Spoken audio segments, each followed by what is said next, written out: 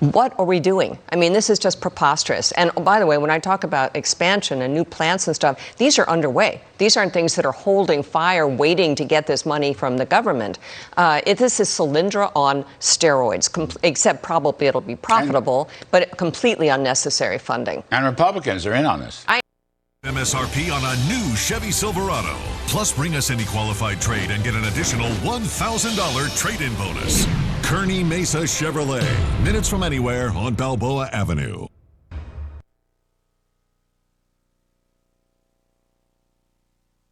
Hi, I'm Jane King, and this is New to the Street, in person back here at the NASDAQ market site in New York City. This show is all about public, private, blockchain companies, the CEOs, the founders, and the innovators, bringing you lots of opportunities to consider. Here we go.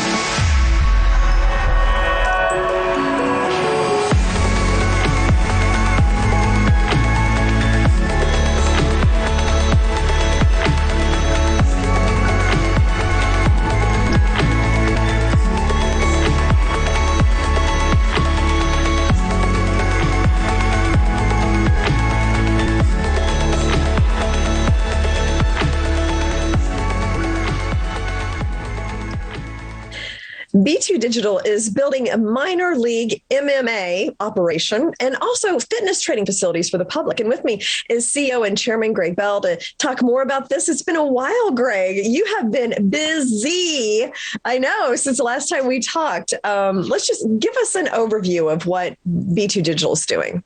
Okay, but first of all, Jane, it's always fun to see you and talk. It's a good show, and I'm happy to be here again. So just briefly stated for the people who don't know about our company, what we do is really three things. And I've told you before, Jane, we have a rule that, never try and do more than three things at one time in business. Yeah. But the first thing we've done is I used to say, we're building the minor league for the mixed martial art industry. Now I say we've built it. So the first thing we do is we have live MMA fights.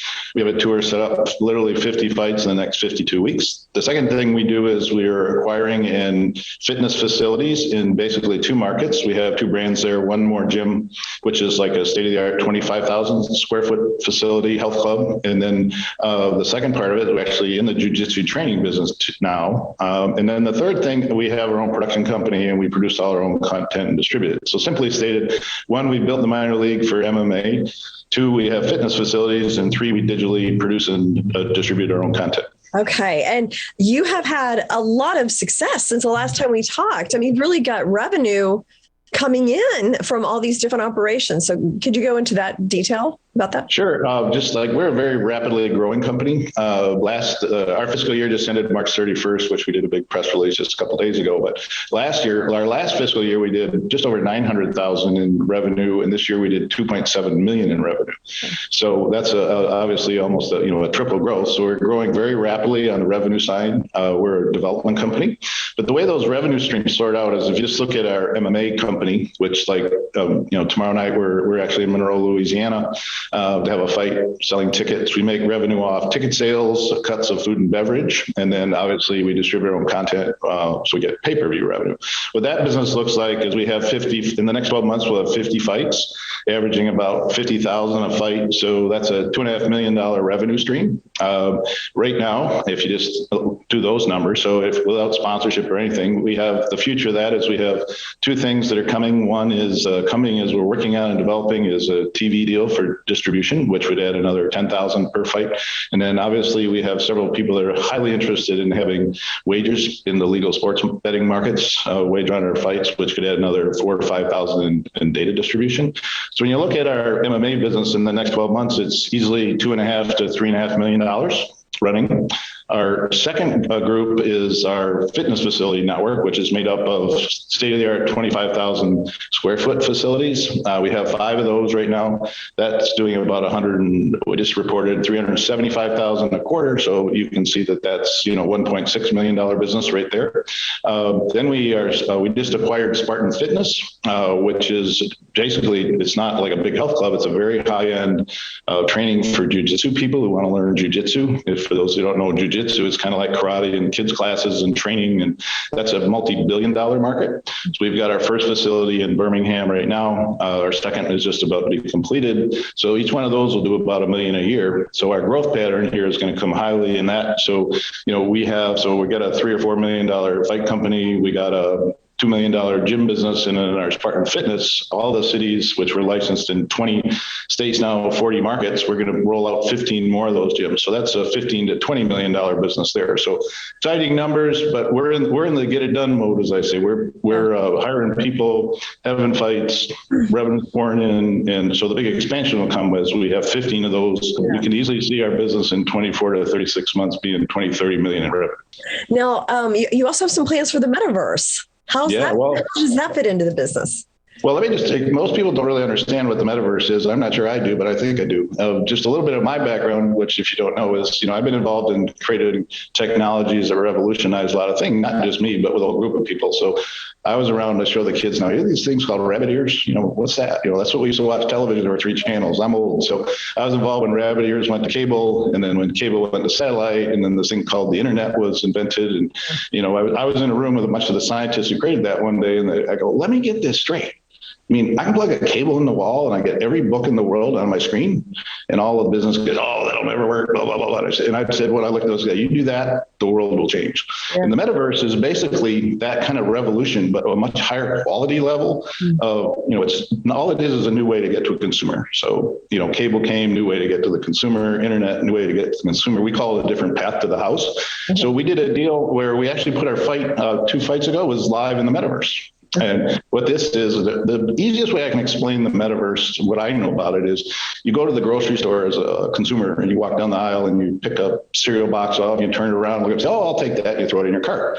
Well, the metaverse is coming, you better put some goggles on and walk down, sitting in your house, the aisle in the grocery store, reach over, pick some up, turn it over, go, I'll take that, throw it in your cart.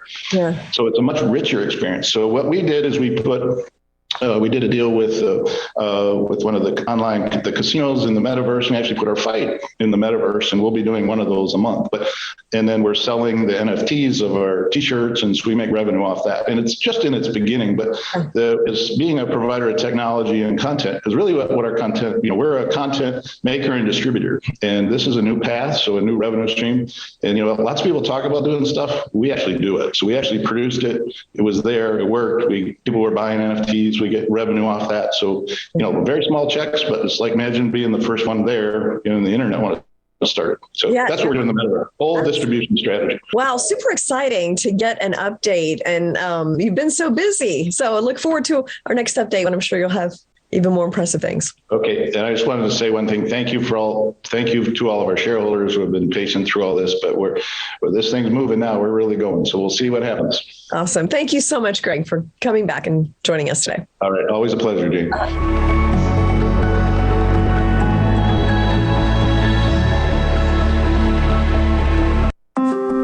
Clones in-house can severely drain both quality and costs for cannabis and hemp businesses. PharmaGreen Biotech is the key to growing high-quality plantlets.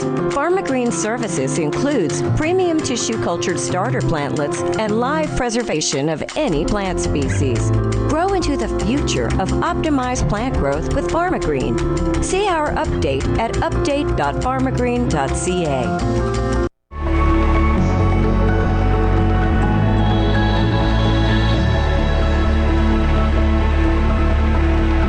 PetVivo has a unique tool to treat dogs, horses, and cats suffering from osteoarthritis. And with me is CEO John Lai to bring us up to date on what PetVivo is doing. And I know last time we talked a few months ago, you were doing a lot of hiring. How is that going? It's going really well. We talked about hiring 3 and then 5 follow along. And so we hired a regional sales manager for the Midwest West region from Iowa, Nebraska West, and then another one for Midwest East from Illinois going east. And also we hired a regional sales manager covering the Southeast United States, Florida, Georgia, and so on. So we're starting to get good coverage in the area, and these are all very seasoned people. I think the least amount of experience in the veterinary sales, she has 25 years. Oh, wow. The other guys are 30 years. They have been national sales directors of other companies in the space and been responsible for hundreds of millions, if not billions of dollars in sales in the space. So let's back up for a second and just tell me a little bit about, we talked about your technology several times, but maybe this is the first time some people have seen it. So explain the spring technology, what animals it's for, and all that. So we developed a protein particle matrix, which is patented and trademarked, and the name is Spring with OsteoCushion technology. The uniqueness of the technology is we can treat osteoarthritis, joint afflictions, as well as for rehab. We're finding that the rehab time is significantly shorter. So the product is delivered through an intra-articular injection into the joint. Once it's injected into the joint, it starts to form a matrix, and it forms a scaffolding, and it mimics the cartilage that used to be there. So it's a purely mechanical function. It's a veterinary device. But from that standpoint, we found that it lasts at least a year, which is unique in its sense, and it's addressing the problem of what's causing osteoarthritis and other joint afflictions. Okay. Yeah. And I know you go to a lot of conferences and promote the product. Tell me about where you've been lately, how has it been received? The product has been received very well. And it's principally, a lot of it is due to veterinary doctors talking within the veterinary network. There's various networks that vets ask questions to each other, and we're seeing a lot of our cases showing up there, and it's leading to vet clinics or veterinarian doctors just calling in to find out about the product, and then they end up ordering it, they try it out, and it's a great conversion ratio we're having. The good old word of mouth marketing. Well, that's always the best marketing. It is, is. You know, a referral from a friend. The adoption rate is so much higher. So every week we're at a different conference for the veterinary space. Principally, we're focused right now more on the low-hanging fruit, which is the equine side. And from that standpoint is these vets see the horses pretty rapidly, I mean, pretty often. They do the injection, the horse goes out and does a rodeo. It comes back in, the vet says, oh wow, this is really holding up. We don't have to do anything to take the stress or pain off the horse.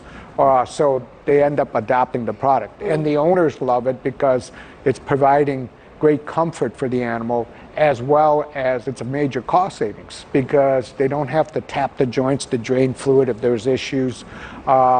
And we're finding out it's a win-win for everyone. Yeah, and it's for horses, cats, and dogs. Horses and dogs, cats will be coming later. Okay, got it.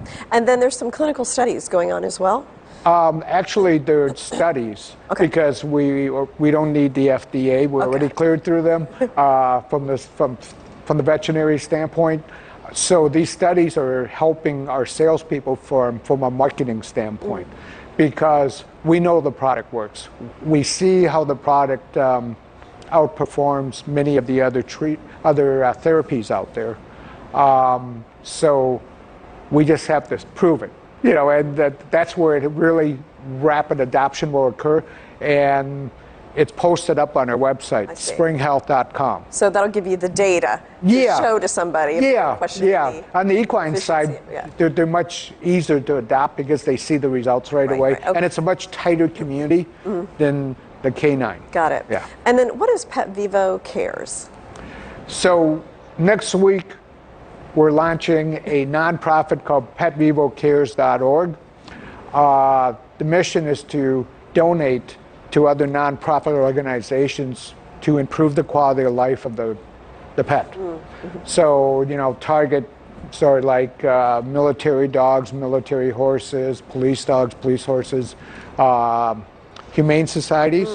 You know, we want to create a better life for the animals and the owners. You know, one classic example is we donated some syringes to a service dog, and the service dog did extremely well. Too well, actually. It jumped the fence. And it was so it became an issue for the owner. The owner goes, now I got to be careful about the dog running like it never could before, you know. So the dog was probably loving that. I know it's some of the side effects that is interesting that you don't think about. But it's a good story. It's a good feel-good story. Right. Yeah. Thank you so much, John. Thank you, Jane.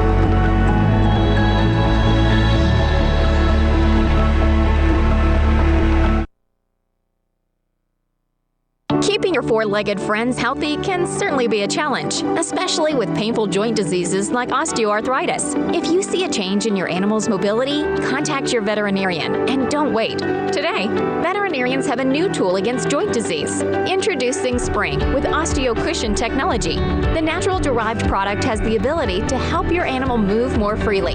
Put the spring back in their lives for a longer, happier life.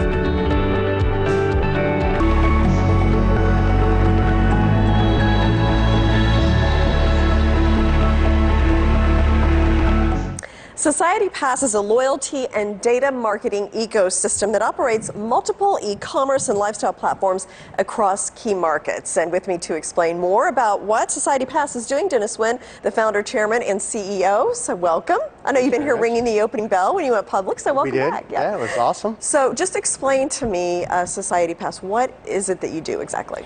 So Society Pass is building the next generation digital ecosystem in Southeast Asia, as well as loyalty platform. So what we do is we've created a great technology that is able to allow us debit and credit millions of transactions a day. With that technology, we're able to issue our society points, we call them society points, loyalty points, to thousands of participating merchants located throughout Southeast Asia, and hopefully millions of consumers in Southeast Asia. So I'm a consumer, I could use it. Is it like a card, or how does it work exactly? So it's an app embedded in your phone. We're going to launch it second quarter of this year. And so with that, then consumers such as you in Southeast Asia can go and earn and redeem points at participating merchants on the platform. While you're buying things you normally would buy anyway, you're getting some points. So what are some of the products and services? So we operate in 6 verticals. 4 are the B2C verticals. We have lifestyle, which encompasses fashion, beauty, home furnishings, that sort of thing. Of course, food and beverage delivery. So think of Uber Eats in Southeast Asia. And then third, of course, is a travel, Priceline.com. Okay. And then, of course, 4, we would be working in our digital advertising, digital media. Okay. So tell me a little bit about you. So when did you found the company? What made you think of the idea? What brought you to this point? So, I founded, we incorporated Society Pass in June 2018. Okay. And the whole genesis behind Society Pass was, I was sitting in a restaurant in Newport Beach, California. I believe it was November, December 2017. And next to me was this table. It was a couple. The man was ordering his next restaurant reservation on OpenTable.com. Okay. And then his wife was ordering buying goods on Groupon.com. And instantly said, you know what, I'm going to build the OpenTable.com and Groupon.com of Southeast Asia. Together. Yeah. Oh, yeah. Interesting. Now tell me about, you went public recently. What was that process like, and how did it change being a public company? The process was awesome. So we hired our investment bank, Maxim Group LLC, back in late 4th quarter 2020. Okay. And then, of course, you go through the due diligence process, the prospectus drafting and vetting and so on and so forth. We filed our S1 in February and then went public in November. It was so fun watching the stock price go from $9 to $77 and back down. Well, yeah, so that's fine. And I'm sure it's a lot more work to be a public company. Absolutely. We've got many more groups to kind of answer to, right? So. Well, you got the auditors, you got the lawyers, you got your shareholders, and most importantly, you got the SEC. Okay, yeah, you don't want to make the regulators mad. You want to keep them as happy as possible. Yeah, so tell me about each one of those groups. How do you kind of balance all of that? So with our, the lawyers, we obviously have our own internal lawyers, and of course we have external advisors. They help us with that. We have a great finance team internally that helps us, that does all the numbers and interfaces with the auditors. And then of course I got to keep the lawyers and auditors happy and make them working by working with the regulators. So I hear hire lawyers. That's what I'm hearing. So tell me about the women of SOPA. What is that all about? So that's one of the things I'm very proud to say. I have 4 daughters. I'm very proud to say that for being a technology company, close to 60% of our employees are women. Okay? And then of course I'm also proud, much more, and probably more proud to be the fact that half of our executives are ladies. And so within Southeast Asia, the guys out there listening, they all know that the women run the place. And so In our company, we put the ladies in front, and they really do a wonderful job. Our COO is a woman. Mm-hmm. Our head of Vietnam is a woman. Head of Philippines is a woman. So they're really driving the business in Southeast Asia for us. Mm-hmm. So tell me about Southeast Asia. Why that part of the world? And Singapore, Vietnam, Philippines. What all countries are you operating in right now? Currently, we're headquartered in Singapore, but we operate in what we call the VIP countries: Vietnam, Indonesia, Philippines. Okay. Why Southeast Asia? Well, Southeast Asia has 720 million people, 2.5 times the size of the United States, and only half the size of China. And by the way, over the last 20 years, has been some of the fastest growing economies in the entire world. One last thing to note, median age in Southeast Asia somewhere ranges between 26 to 32 years of age. Oh, median. Median, okay. That number here in this country is 42. That number in Japan is 51. Wow. So it's a much younger demographic. And you must have the technical infrastructure to be able to have an app like this with lots of broadband, lots of Wi-Fi. Absolutely. Yeah. Internet penetration in Southeast Asia is over 70%. Okay. A smartphone penetration in Southeast Asia is over 70%. And so you got 720 million people, young, vibrant, in fast-growing economies, connected, buying and selling stuff over the internet. Yeah. Okay. Well, fascinating to hear about SOPA, Dennis. Thank you so much. Well, thank you for having us.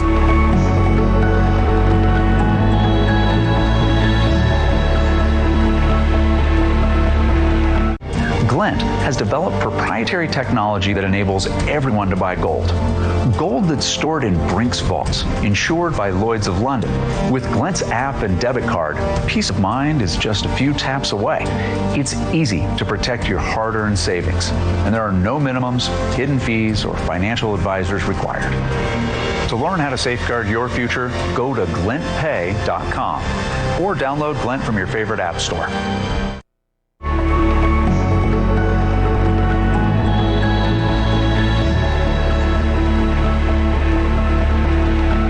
For more than 20 years, StrikeForce Technologies has been developing proactive cybersecurity solutions for consumers, small to mid-sized businesses, also enterprise companies, and now the company looking to the next generation of cybersecurity in an industry that is changing and becoming more important to our day-to-day lives. So with me is George Waller, Executive Vice President of StrikeForce, also founder of the company.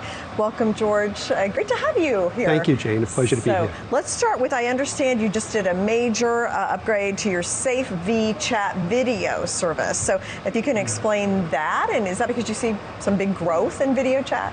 Oh my God, Jane, you could not imagine how big it's growing. Yes, we did a huge upgrade. We upgraded our platform, we upgraded our mobile apps, we upgraded our desktop apps. And the reason is because we're growing the company globally now. The video conferencing space has grown from $2 billion pre-COVID to now $60 to $100 billion in just the last 2 years. It's amazing. It is. It's staggering. Yeah. So what we needed to do is we need to scale our platform to be able to handle that growth. So yeah, we upgrade everything. It is now scalable. We can grow anywhere in the world in seconds. So we've put a lot of money into our platform so that as people, as companies come on around the country, around the world, we could easily scale to fit their needs. Explain this SafeV chat for people who aren't familiar with it. Sure. So everyone knows today what video conferencing is, right? You get on a laptop or a desktop or a mobile phone, and you can see and hear either a single person or multiple people. The problem with that is that it's not secure. For the longest time, video conferencing has been known as general purpose solutions. In other words, they're good, allow people to see and hear each other. But now that hackers are now, they always follow the money. And the money is in video conferencing now, because prior to COVID, the only reason that someone ever used video conferencing is to do maybe a presentation or a quick update to a board of directors, right? Now, companies are using it to conduct business. Video conferencing is part of the fabric of all companies today. They all use it every day, people use it. And so when that transition went over to everyone using it as part of the fabric of the company, well, guess what? Now all this data is being transmitted, healthcare data, military secrets, GDPR, data compliance, heavily regulated industries. Every business is now exposing secrets and over video conferencing. So what we did was we looked at that and saw a void in the industry because there was no secure video conferencing solution. And as a 21-year-old cybersecurity firm, who better to make a platform than us? So talk to me about, I understand you just became HIPAA compliant. So explain what that means and what does that mean for the business? Well, we're not HIPAA compliant yet. Okay. We started the process to becoming HIPAA compliant. We should be done in about 2 to 3 weeks. Okay. We're doing a lot of business right now, working with a lot of companies in the healthcare space. And if you're taking healthcare seriously, then you have to become HIPAA compliant. We're right now working with hospitals, we're working with clinics, we're working with healthcare providers, we're working with medical device manufacturers, and with every one of them, they require you to be HIPAA compliant. Okay. So that's why, for us, it was a no-brainer to automatically go through the process. Okay, and why healthcare? What is it about that industry that you think that StrikeForce provides such security for healthcare? Well, if you look at telehealth today, as just one example, in telehealth, all these doctors are able to see patients without a patient having to come out of their house. We all did it through COVID, right?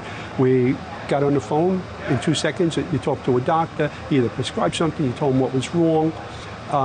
This new method of being able to communicate instantaneously over the phone or over the computer is part of the fabric that everyone recognizes, and they realize that is the future. So what we did was we started looking at healthcare first because we saw the growth of video conferencing in healthcare. Doctors are now, for example, they're able to, we're working with a medical cart manufacturer, that nurses that go from in hospitals from room to room. Well, now a nurse can bring in a cart, do a bladder scan, but in 2 seconds pull the doctor up on a video conference with the patient while they're still in the bed, and the nurse he can see nurse after, patient after patient after patient. He doesn't have to travel around. He doesn't even have to be in that city or state. That's the beauty of it. So with those types of opportunities, we saw it, we saw a huge opportunity for us to, really take healthcare and put initiative behind it, put time, money, people behind specifically working in the healthcare industry.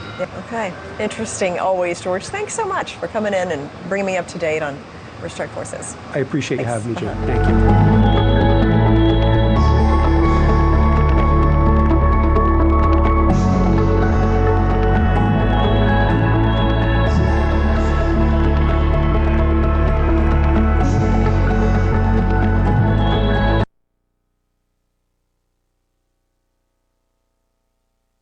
America keeps turning to Kudlow. He's been beating the competition to become the king of business news. No one else has his experience. No one else does his kind of analysis. And I'm not going to hold back. Kudlow. From Wall Street to your street. Weekdays at 4. Should have called a pro. I got this. I watch a lot of home improvement shows on Sling TV. I'm going to need a gallon of spackle, 5 tons concrete, and a stud finder. A big one. With Sling, be confident you're getting the TV you love for a price you'll love. Sling. Try us today.